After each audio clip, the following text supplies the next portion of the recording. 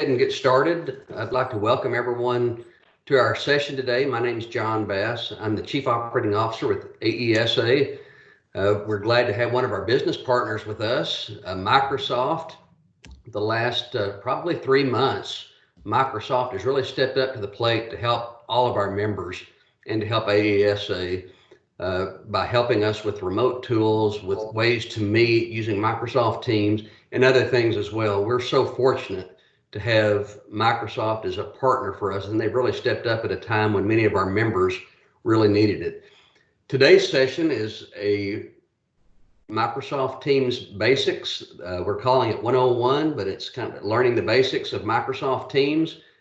For those that are staying around for the next hour, we'll have a separate webinar starting an hour from now on a deeper dive going into Teams. So I know some of you will be here for both hours and some just for this hour, but we're glad to have you with us today. We're very glad to have Microsoft with us. Our presenters today from Microsoft are Jerry Gillespie and also Renan Frills will be behind the scenes working our chat version as well. I would encourage you, if you have questions as we go through this, use the chat function that I hope you're able to see down on the bottom of the screen. If you'll make sure you stay muted throughout the presentation. You can have your camera on or off, but we are recording it, so many people like to turn it off, but that's your call as to if you do that or not. So we are recording. If you have questions, please feel free to use the chat function at the bottom of the screen. And with that, Jerry and Renan, thank you for being with us today. And at this time, Jerry, I'll turn it over to you. Awesome, thank you. So I'm gonna dive in, give a little intro, but first we're gonna do a system check. So I just wanna make sure that we definitely can all see the screen. You should see Teams 101 for administrative support professionals right now. I can see your faces, so if you can just give me a thumbs up that you see that right now, that you see the Teams 101. Awesome, that's great. I'm gonna actually turn off my video of myself just to save some bandwidth in my house. I have some teenagers and young adults who'd like to really take up my bandwidth, so on their devices. So I'm going to turn off my video just to save some on my end. All right. You should be hearing me talk right now.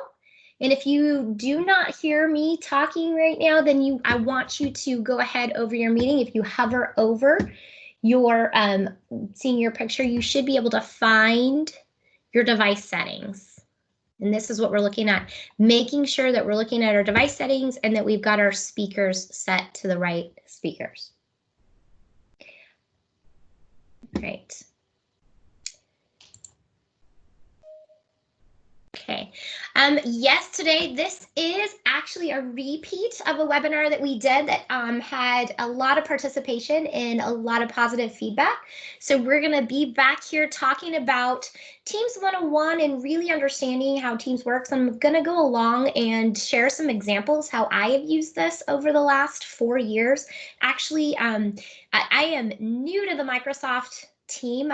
Yeah, my name is Jerry Gillespie. I'm a program manager for the education engagement team. That's a global worldwide team.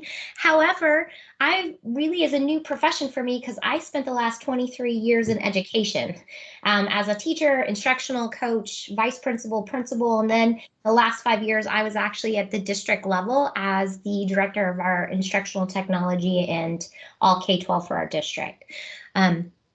So gonna go ahead as we go through here. I'm gonna try and give some examples and talking about how I use this in our and being able to support our district where I was at. I actually am out of Idaho, and so supported 58 individual buildings with the implementation, including the business office and all of the different parts and pieces. I like to call the business side of education. Right. So meaning HR to IT to federal programs to all those pieces and parts that we know in this complex system. So we're going to start with some norms and expectation. And coming from that education side, especially now, your time is valuable. It is the most valuable resource we have as educators. I always include this slide because I want you to get out of this webinar what you need. We have the chat area. If you're comfortable, you can use the raise hand feature if you have a question. I will stop periodically and ask if there, and see if there's any questions as we go through this information. If I cannot answer your question today, I will get you answers. That's part of my role in Microsoft, is to be able to to provide that connection and that engagement between our end users and support, especially in the EDU space, to make sure you get what you need. Just a norm to help with everybody being able to hear what is going on is to try and keep all of our mics muted unless we come off to ask a question. Then everybody can hear and follow along. And then the last one is enjoy the journey, have fun. These webinars are going to be recorded, so you can go back and you can hear the information that I'm sharing. You can find me if you use Twitter. Please go ahead and find me on Twitter and reach out. LinkedIn. I've got my information there, Facebook, anywhere, and then also my email at the bottom. Please reach out, ask questions. You can reach out also. Renan is on this call. You can actually reach out to Anne, Joan, or John, anyone at AACA. They know how to get a hold of us also. But we are here to you as questions come up. With that being said, this is actually a way for you to also connect with my team specifically. We are responsible for supporting the Microsoft Enable Remote Learning community. This is an actual community you can join that has now over almost 5,000 educators globally. From IT to all different roles, teachers, administrators, support services. There's even some members from AESA in those community channels, but it's a way to reach us if you have questions. That's monitored 24 hours a day, and we will find you some answers that you need.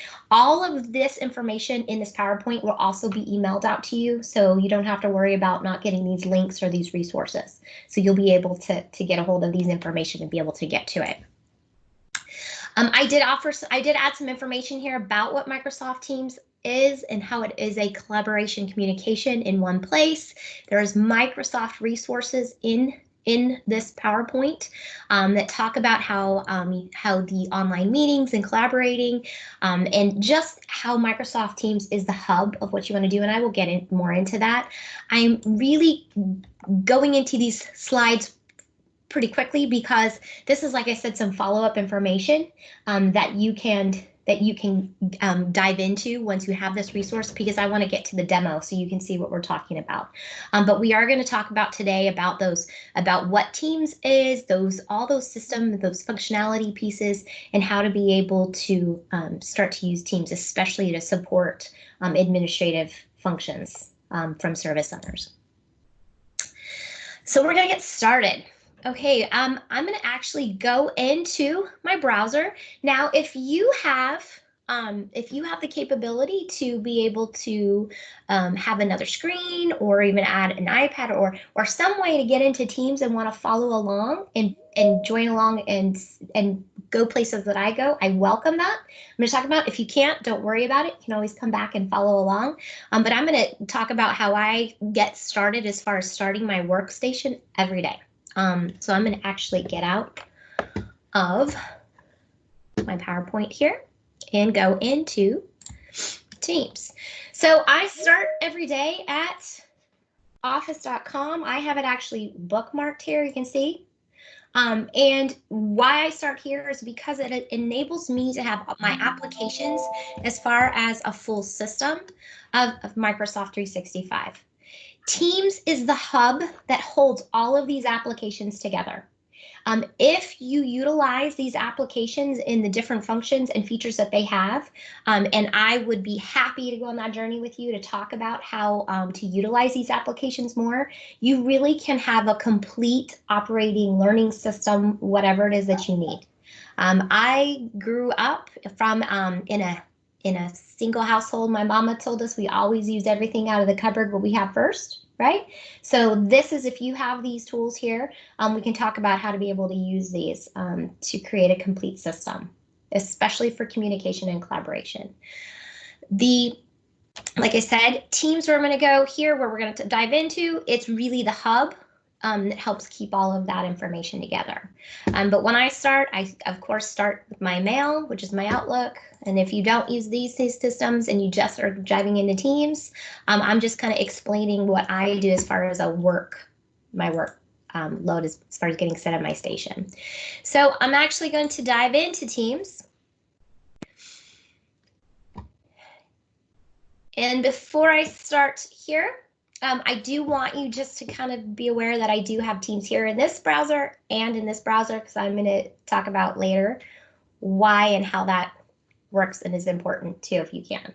Because you can actually run various Teams applications at one time. You could possibly join at 3 or 4 meetings at one time. I'm not suggesting, since it really is hard to multitask at that level. However, that option is there, especially if people need to pop into a meeting at the same time. So we're going to start at the beginning with Teams and understanding what the navigation is and how the background behind Teams, so that we can dive deeper into understand how to use this to its full capacity and functionality to be able to support a collaboration and communication system. I talk a lot about systems just because of seeing and being in education and how complex education is. It's really important that we look at the system-wide, so that's why I want to make sure everybody understands what these pieces and parts are. I'm going to start over here, and actually, I'm going to minimize my screen to make sure everybody can see all of what I need them to see as far as toolbars and stuff. All right, put this right in the center. Okay, I'm going to start over here to the right, and you're going to notice this icon here, this is going to be your profile menu. And it's really important because this is what allows you to also set up your Teams and to set up the program the way that you want it and the way it to work. You might have your picture there so people can see you. You might have your initials. I have an icon there right now on that team. It also helps me if you actually are members of different teams. So if you are supporting different districts, you could actually change your icon depending on which team it is. That might be helpful as far as being able to recognize what tenant you might be. And that's what I mean is by that whole tenant area. So if a District 2 has a certain tenant and you're supporting that and you're part of that piece, or District 3 has a tenant, you could actually change these icons to help you be able to tell what tenant you are in if you're supporting that. So how you change that picture is when I click, and I clicked right here on that profile area. When I want to change picture, you can see this is where it will take me through that process and actually be able to remove or upload that new picture. Okay, and that's where you could actually add that icon. This right here, this do not disturb, this settings lets people know, and it also lets the program know where it is and what your status is. Okay. Right now you can see I've put it on do not disturb because I do not want to have any notifications or things pop up during my presentation. That tells the system and it tells others that I am not just busy, I really cannot have any kind of interference right now. Right? I can switch that to available, and you'll notice a little green check mark comes back. I can let people know I'm busy today. I can be right back, I can peer away, I can reset that status. If it seems like if at any time, because I've got maybe multiple windows going on, things happening in my applications, and it's not readjusting, you can always reset your status and it will come back and take your true status. Now you're going to see right here where it says in a meeting, because it's picking up what it is that my program is doing. It's recognized that I am in a meeting right now. So it's going to let everybody know that I'm in a meeting. So there's different kinds of profiles or things that can happen that way. I'm going to actually put it back on do not disturb. So as we continue down there, I can set a status message, which means that if I want to, just like in an email message, you want people to know if they message you or send a chat and you want them to maybe reach out to somebody else, you can type a message here and say,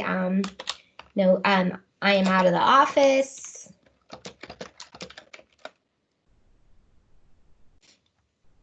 And then you can have, please contact And then I can click here to show when people message me, and then I can check when and how long I want to do that. Okay, that's very helpful that if you get chat messages, and a lot of times people will start picking up on that as a form of communication, because it's a lot quicker to get those quick question answers than going through email and having it lost in email and that whole conversation that goes back and forth. So you'll notice as people get used to using the chat feature in Teams, they're going to start using that more, but this is a way to let them know if you are out of the office that you're not going to be coming back, you're not going to be able to see that message in a while. So. And I can hit done. I can also edit this when this comes, or of course that garbage can in Microsoft always means delete. Saved messages, I'm going to show you later on in this demo how to actually save any type of messages. And then when you go to your saved messages, you can go back and it will actually pull you to messages that are saved. So for example, if someone sends you a file, an important maybe reference to something, and we're going to learn how to actually save those messages so that it will bring you to a list of that to find information sooner. And it's just a sorting mechanism. The settings. Settings is where you decide how you want the program to fit your needs. In this general area, you're going to see the different levels of being able to change what the looks like.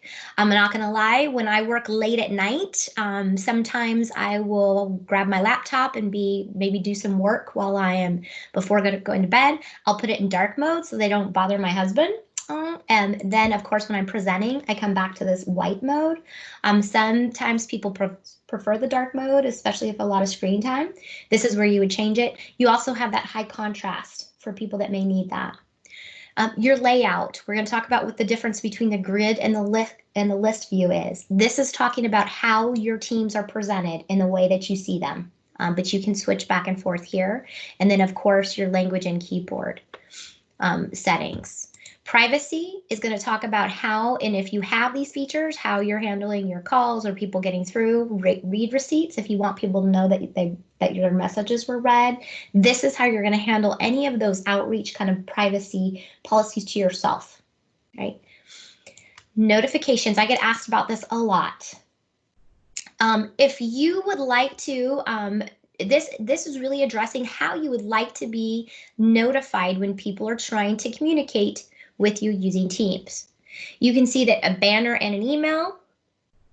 If I select on this, I can have a banner or only in feed, and that means only in the activity. We'll cover that in just a second. But this lets you choose how you want to be notified. For example, you can even have an option for how often you are notified about missed activity.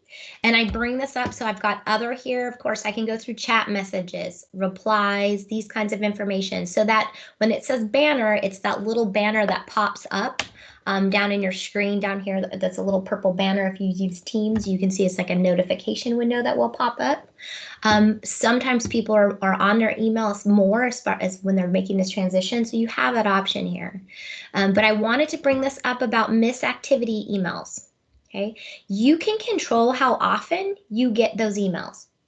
So someone who's just starting to use Teams, if you're starting to use this in your organizations, if you're starting to use this as a communication and collaboration, if I was going to be teaching someone how to set this up, I would put here that they may want to be contacted as soon as possible if they're tied to their email and not used to Teams. As they make that transition and start using Teams more, they're really going to want to come in and adjust this. And I'll give you an idea. By the time I left where I was supporting Teams and the buildings we had, I was actually in 258 different teams. If I didn't turn this off, my email box would get completely full with the amount of notices and that I had. So I was able to come in and actually work my way as Teams became more prominent in the schools that I worked with. You could see myself and my team just kind of work our way down this box of turning off those notifications. Because we just didn't need them since we were in Teams so often. And then you can see here about highlights and meetings, and these are just about how you can manage those notifications. If you are in an area that has calls, this is how you would be able to add those call features. You can also make calls within the team anywhere that has Teams, and it's just the same as a Teams call, just for example, how we're in a meeting right now. It's just a visual call where you can call somebody there.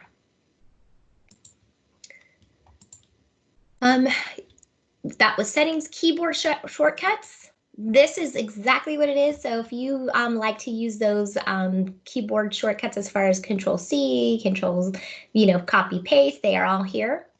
If this is not anything you're interested in, it's just an extra, but I always try to point that out because there are some people out there that like those shortcut feed, that use the keyboard shortcuts, and that's an actual list for there. And then the rest of it is about downloading the app or the mobile app. So I'm going to stop here a second and see if we have any questions about any of this center, because this really does pertain to your teams as a system and how you manage it. Hey, Jerry, we have one question in the chat. Setting your status message is not to one group because this is your overall setting. So it will actually be to anybody that contacts you. And so when I do that, I usually will set, because I have done that, I will set my overall status message here, but then I will individually reach out to those teams in a chat and say my status is at here, but I still will check in with you, and still be able, you still can be able to come in anytime when you want to. The information will still show up. You just won't, they'll just get a message knowing that you're not there in case there's a delay in their response back to them. That's how that's used. All right, any other questions? Great question. All right, feel free to use that raise hand too, also, if you want to ask a question and ask that way too. Okay, I'm going to move right over in the team. As we go through, I'm going to go to, let me put some teams here. All right. As we come down, that was, of course, our profile menu and the settings for our program. As we look here, I'm actually in the grid view. This is actually created or developed specifically for the EDU side of Teams. If you are in the enterprise side of Teams, you're going to see more of a list view. To be able to go back and forth between those views, you do have a choice. Icons are key. If you are supporting training or anybody that's starting to use more of Microsoft resources, I really talk a lot and model a lot about the icons that are here, because once they start learning what those icons are, they're fairly consistent throughout all of the programs. So for example, here is a gear, which is always going to get me to some kind of settings. So when I select that, you can see where I can switch views. When I hit switch view on here, this is going to come back to actually the screen we saw in settings, but I can go back to that list view. And what that's going to do, and especially if you have an enterprise version of Teams, it's going to put all my teams in order in a list here. I can actually go back to this view, and if you also notice, back in this corner where we had join or create a team, it has now flip-flopped down to the bottom here. Hopefully you can see that with my screen. It's actually flip-flopped down here to the bottom where it says join or create team, and then there's that cog, that little gear again, which allows me to get back to being able to switch my views. Why this is EDU specific is because, if you can imagine, this system was built for, again, those business side of what has to happen in education, meaning the departments and all of the service centers, like all of the service agencies and all the support personnel and everything that supports education. However, it also, bottom line, is going to reach the classroom for instruction. And so it's much easier to be able, when you go into a grid view of a team, it's going to actually focus only on that team. And so it becomes easier for whoever is trying to deal or learn about something, that they just have that team information, and there's less noise for them to get lost in a list, right? But that's what that function was specifically created for EDU. The next icon that we have here is the filter. This is going to allow me to filter between the different kinds of classes that I have or teams that I have. So for example, if I wanted to just see my class teams, I could come, or I could see my PLC teams, my staff teams, and then other. Okay, and I'm going to talk about those different kinds of teams, but this allows you to filter quickly between the type of teams that you have, and then of course all. In that cog, we looked at switch view. The other area we have is manage teams. This is where you can actually see all of the teams that you have in one place. It lets you know information about your membership in that team, which is important. Because if you are an owner, that means that you have full capabilities in that team. You can take away privileges or control or monitor privileges of a member, but owners cannot control other owners.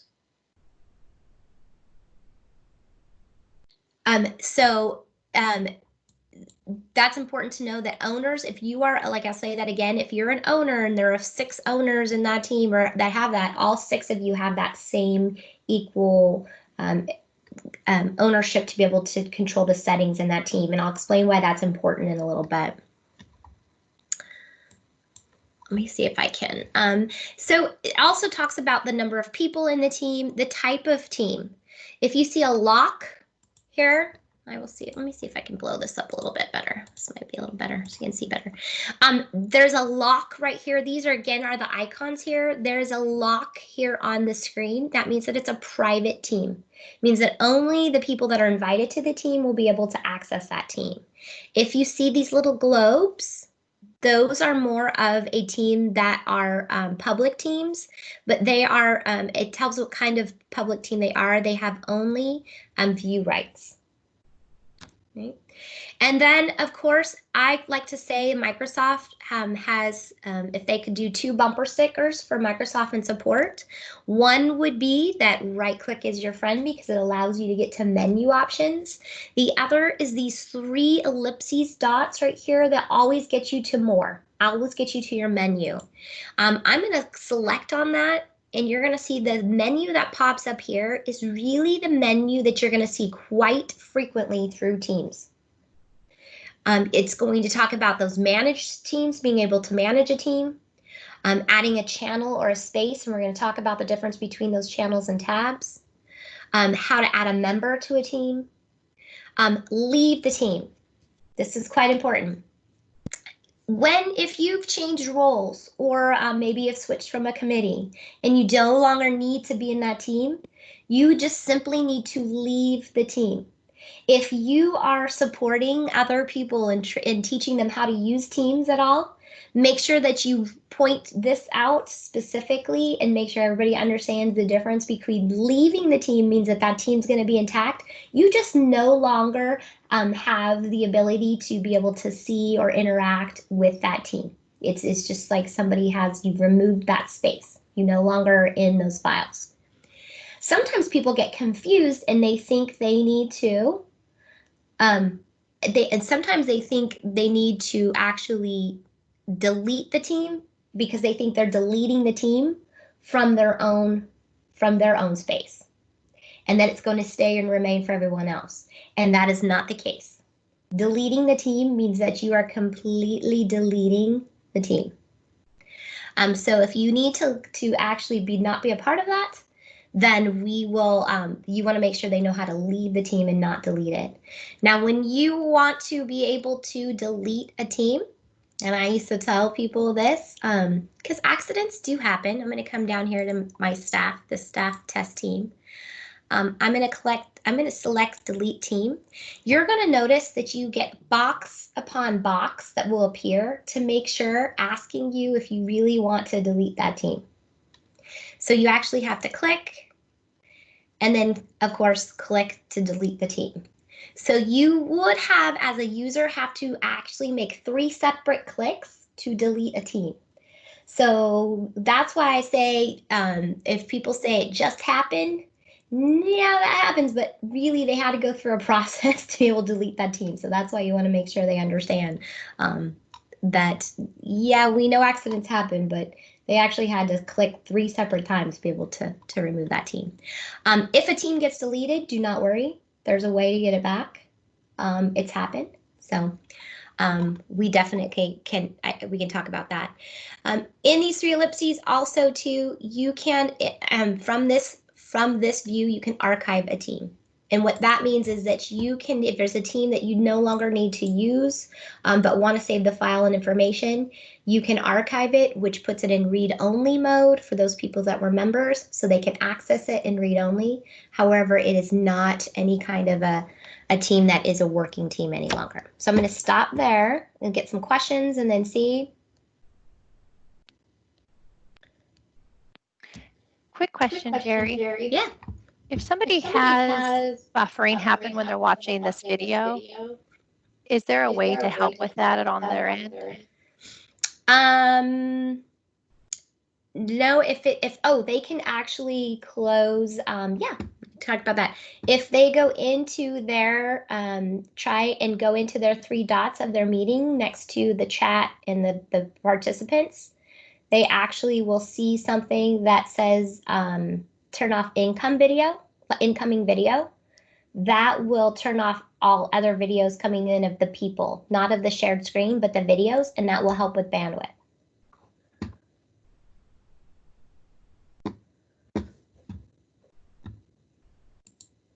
So, thank you. You're welcome. All right. So managing teams, again, like when I said, enjoy the journey. This is, again, one of those things that's there. Point to know and understand about this is that there is a way to store a team, put it in read-only, and you can keep it in case, like just for maybe for data down the line or for records and of keeping that. But there's a way to do that to try and clean up your teams so that we can help with that. Great. I'm going to go back to my teams that I have here. I'm going to start now. I'm going to shift over to the far left-hand side. I'm going to talk about our menu bar.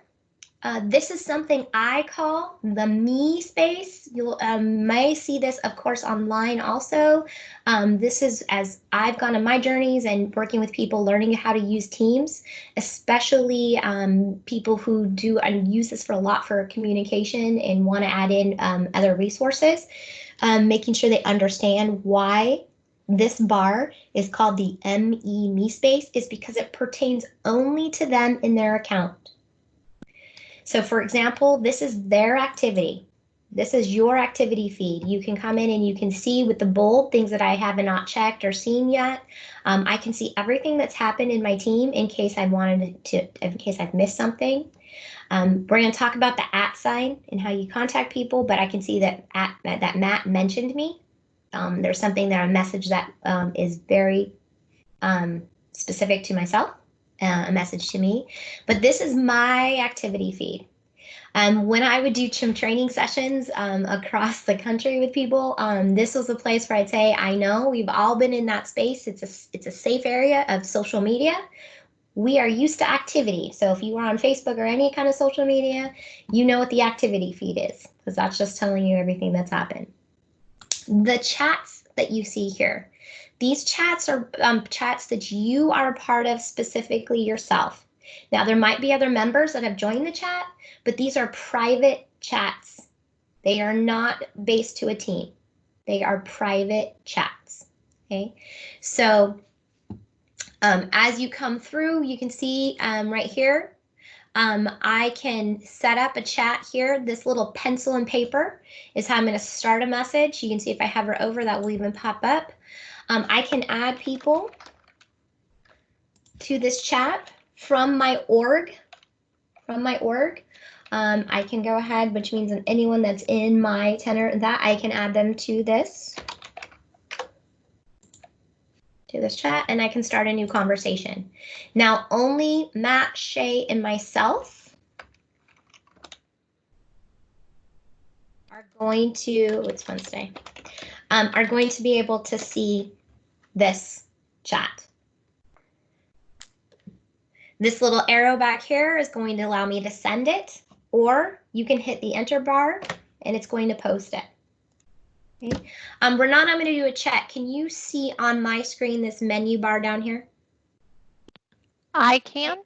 Okay, so in these chats, what you have here is this menu bar again is going to see what is the same menu bar that you're going to see in your posting space of your teams, where we're going to get to next. So the same options are here, but I'm going to explain a little bit about each one and how they are really important, especially when you're trying to be able to communicate. When I do a message, I usually will hit this A with the paintbrush because that's a text editor box. Because what that allows me to do is it gives me the function to be able to not only use different typeface and to change colors or to highlight, I can even add a link if I want to add a link to something. But also when I am typing, I can hit the enter bar, like, and go to the next space without the message posting. I cannot tell you how many times I have been typing and want to go down to maybe separate my message and hit the enter and posted something before I wanted to post it. So now, just as my own practice, I hit that text editor box and start my messages there to make sure I get my message the way that I want it to. If I post something, for example, here in this message that I really did post too soon because it has happened, I can come back to that message, and when I hover over it, you're going to again see these little icons to let people know quickly if you got it or understood or just letting you know maybe your first reaction to it. But you're going to see these 3 dot ellipses. Since I created the message, I have an option to edit or delete it. So if you do make a mistake, like I have before, and hit that enter button too fast, you do have that option, right? The only caveat here is doing this if you have to remember that now that if I hit return, I have to ensure that I go back now to the little send arrow to be able to actually post my message, right? The check mark, of course, means that it's posted and been out there. Next to that text editor is the important button. If I click here, I want to say something important, and I want them to realize that it's important. It's also going to it's actually going to go hit them. I can actually say here, it'll be sent as usual. Important, it'll be marked, but urgent means that they'll be notified every 2 minutes for 20 minutes that, hey, I need you to look at this, please. Okay, so that just allows you to give a little bit more, oomph to your message if you need to be able to set that importance out there. From experience of people who got happy with their important messages, just remember to use this intentionally so that people will actually pay attention when you want them to look at your important message. Because if you put everything as important, it will become kind of like the little boy that cried wolf. So think about how you want to use that too, because that function, it does work well when you need it, if you need some people to pay attention to that. Okay. The paperclip, of course, is an attachment. I can attach it from my upload from my computer or, of course, my OneDrive, and be able to add a file there. And where would we be without emojis or our little jiffies, right? Or GIFs. So, and then stickers. And I can go down the line here. I can even schedule a meeting from here. So for example, if we are in the middle of a conversation and we figure we're going to need to follow up and we want to have a meeting, I can schedule a meeting from this chat. And it will come off this meeting and all of our chats will stay in here. Okay. I can add a stream video or a link. I can offer praise to let people know that they're doing great. I can add in YouTube, and also I can put in a poll. I've got a poll in the other one. I can create a poll and say, hey, when do you want to meet? Monday, Tuesday, or Wednesday? And people can actually vote. So like I said, all of these different menu options are even in the postings that you have here. Here is the difference, like I said again, is that your chats are personal to you. So this information is going to stay in this chat when you need to find it and not the team. The little pencil, of course, again, I was talking about those icons that you want to make sure you learn from Microsoft, means that I can edit this. So you actually could give these people a group name. So I could call them the EDU team. Or I could call this a standing, if I had a standing meeting, I could give this a name. right? And then, of course, if we shared any files and I attached any files, they would also store in here. I do not have any shared files in here, but if I attached a file and sent it to them, it would store here, and we would have those files here as a record. Okay. The video icon, anywhere you see this, you can start an instant video call. I have used this feature often when I would have, maybe if I was on with a chat with a couple of principals or with some of our team and I could see the conversation starting to spiral, I could quickly get on a meeting and pull people in a meeting where you just have a different context when things are on chat sessions and in writing versus when you see somebody face to face or even listening and having that voice call. So I have used that. It's similar to the Meet Now option that's out there. And then you also can see with this 3 who's been in here, and you can add people and you can leave the chat. This is a question to get asked often.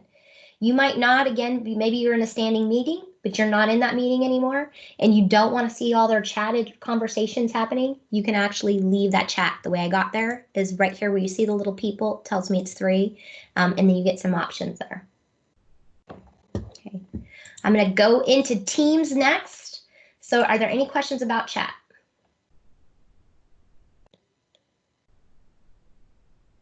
Okay. This, I've said this bar, of course, was the me space because we talked about chats. Here are the teams. This is the we space because this is the area all out here where you're going to work in the team and it's a collaborative, like this is where your collaboration happens and it's a collaborative space, which means that these teams are maybe private, but there is the information there is depending on who's in the team, right? If I jump back to my me bar, you can see assignments. If I had assignments and use that assignment feature, calendar is going to be, of course, my calendar. And I'm going to actually take a deeper dive into calendar in the next webinar, in the 102. But this is your calendar. You can start a Meet Now, which are those instant meetings. You can schedule a new meeting. And looking at how your calendar is divided, you can come today. And then, of course, you have options of what you want that look to look like. There's not a month view here yet. In the way that you want. Although I think you can. Playing with this earlier. I know they're still working on this calendar feature of that. These 3 dots in this bar here, of course, are more menus. You can actually add apps depending on what you use, and they will pin to your bar here. So for example, if you are a big OneNote user, you can add OneNote. If you're a planner user, and you can see it's just going to actually pin right to my toolbar here that pertains to me. If you don't want a feature there, you can also unpin it. So I don't have that pinned, but for example, nope, not that one. I can unpin assignments and you can see it's come, but it's actually one that it's a mock one in our settings, so it doesn't want to let me unpin the assignments tab. But you can actually unpin or pin in depending what you want on the side so it looks the way that you want it to. All right, going into teams, now we are in the we space and you're going to see where it says your teams here. And if I take that little caret icon and close it up, you can see hidden teams and your teams. Hidden teams are just the teams that you're not using at the moment. And those teams that are underneath hidden teams are going to always be in alphabetical alphabetical order. So for example, if you manage a lot of teams, when I said I was actually in 257 teams, I kept a lot of them in hidden teams because they were alphabetical and I could find them very quickly. That's different from your teams. In the your team space, there's no rhyme or reason because you decide how you want to drag or drop these teams depending on how you're using them. If you say like right now, this actually is a lot of teams for myself. I usually do not have this many teams open in my team space here. I usually pick my top 5 that I really am in all the time. These 3 ellipses on each team, you're going to see an option that says hide. When you see that hide, for example, I'm going to take this team, I'm going to come back to this space. If I click on hide, it's going to shift it down to the bottom. Okay. I'm going to go into this Pine Valley Professional Learning team. Again, these 3, now that I have this team, you have the name of your team that's here. You have your general, your channels, and the different kind of channels that are here. Think of a team as a file cabinet in the corner of your room. A channel serves as each of those file drawer cabinets. If you open that drawer and you go in, that is going to keep all of your files and all of your conversations and everything separate.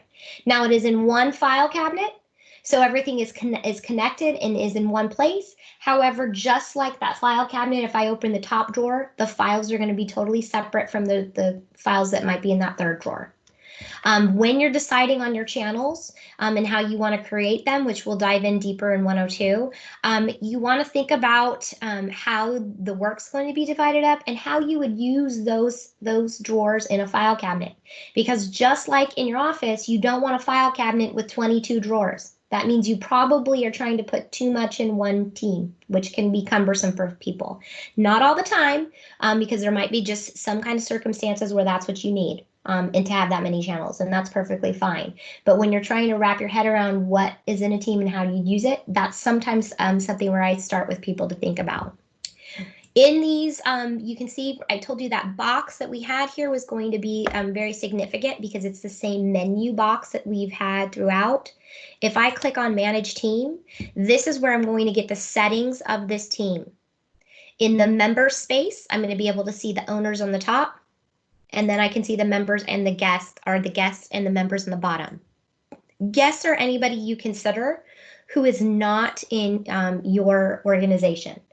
So for example, if your IT admin, it depends on the policies that you have in your center or on your org, if you're allowing outside people into your organization. So for example, a vendor, maybe a consultant, someone who's not in your org, you can add them by just adding their regular email address, and they will have guest access, which you can control. You can make a member an owner. I'm going to use a different team because this is actually a class team. Okay, this one right here. You can actually, I'm going to go to Manage Teams. You can make a member or an owner depending here, right here. An owner can make somebody a member. However, a member cannot make somebody an owner. This is very important because if you make yourself a member, you have to have somebody else make you an owner. I have done that, trying to show people how it works. Even if you created the team, because this works based off of the importance of the work that's done, so that's important to know. You always want to have multiple, at least more than one owner of a team. If someone wins the lottery this weekend and is not going to take, it's going to take off the next couple of weeks, if work is going to stop, if instruction is going to stop, if it is in any way going to get in the way of the functionality of your organization, then you need to have somebody else as an owner in that team that can go in and be able to access that information. IT always on the back end can, but that takes a lot longer. It's easier to have somebody else as an owner to be able to go in there and make some changes to add somebody else or that. Pending requests, or if people have requested to be in your team. Your channels across here is how you want to be able to show your channels, show for members, and then what kind of channel they are. We're going to actually dive deeper into like a private channel and these different channels in 102. Settings is where you can add your team picture. Decide how you want to make a team searchable or discoverable to other people. That means that they're able to see it when they're searching. Member permissions. Now, this you can see, because this is an adult team, we've had people be able to create, update channels, private channels, add or remove apps.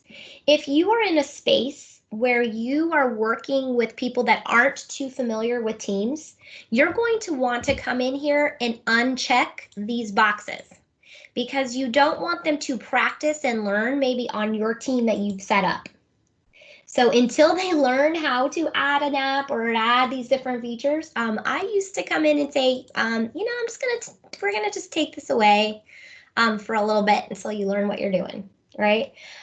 Especially if you don't want them to delete their team. I always let people delete their message or option to edit their message, those type of things I keep, but these top functions that can actually change the content of my team, I will take them away until I'm sure everybody knows how to use them. Right.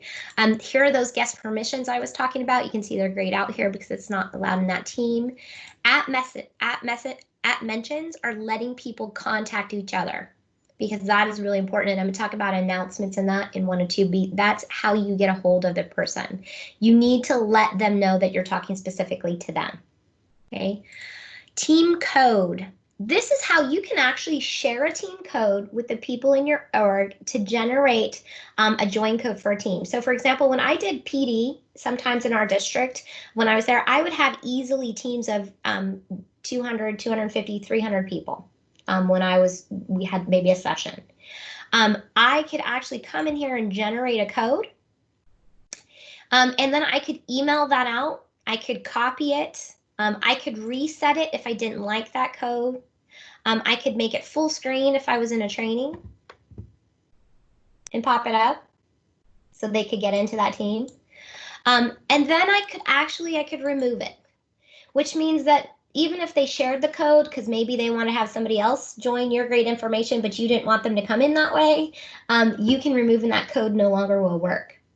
If you want to reopen the code again and say, hey, I have another 100 people that need to add, you can actually generate a code again, and then it will allow people in. Okay. I'm going to remove that for right now.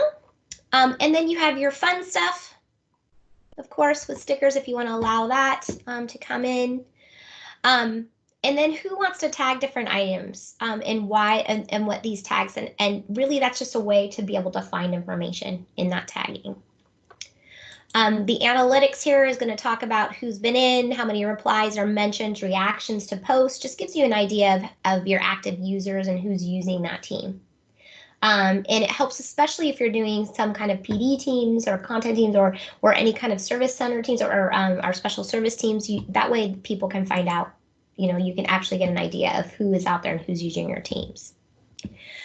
When you create a team, if you have this ability to create a team, you can see here where it says join team with a code.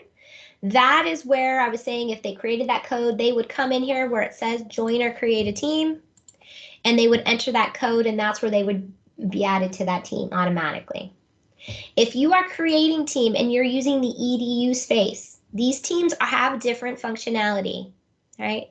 And for this, I'm going to jump back to actually, because as we get ready to go to the next webinar, I'm going to jump back into my PowerPoint here. What you're going to find when you get this resource is you're going to have a lot of these Microsoft resources that are here. Everything in this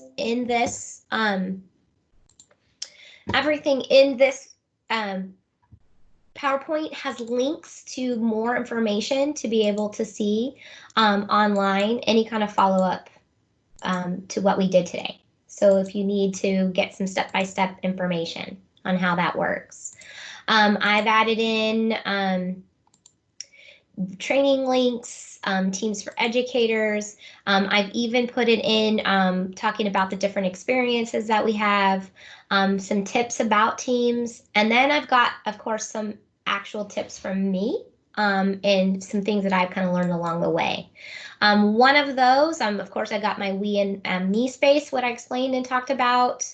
That saved how we saved messages when we pinned on those 3 ellipses in a message, and where we can save those and actually find that content later.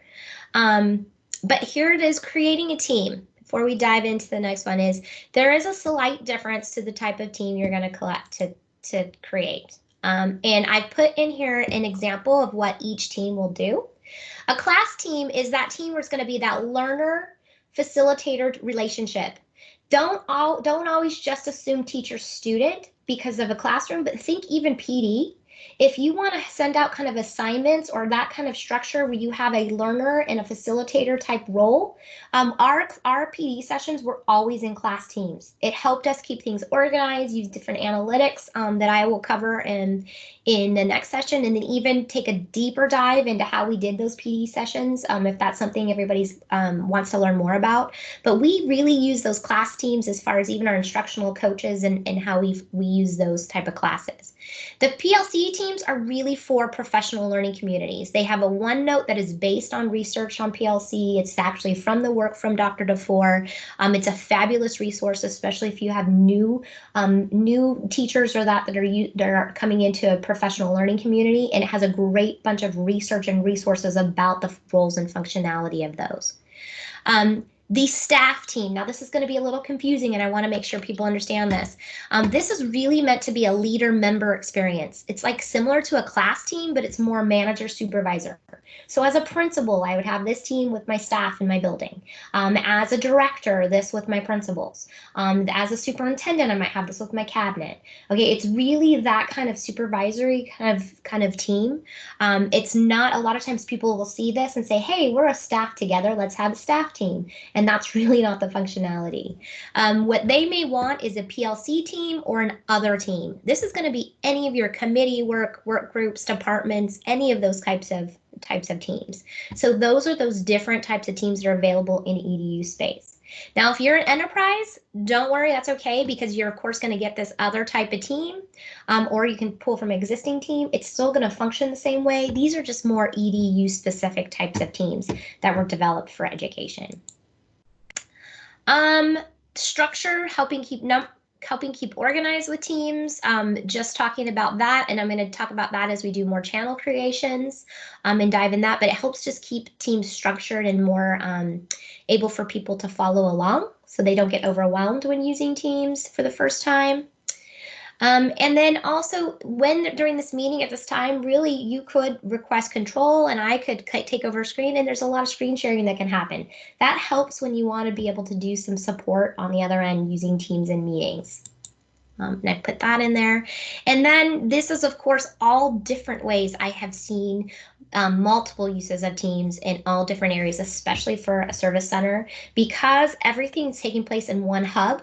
You can bring everything else in here, all in one place. So it makes a huge difference as far as setting up systems when you have to reach out to so many different kinds of departments or agencies or offer help. So I'm going to stop there. If you cannot attend the next session, we definitely are going to record it.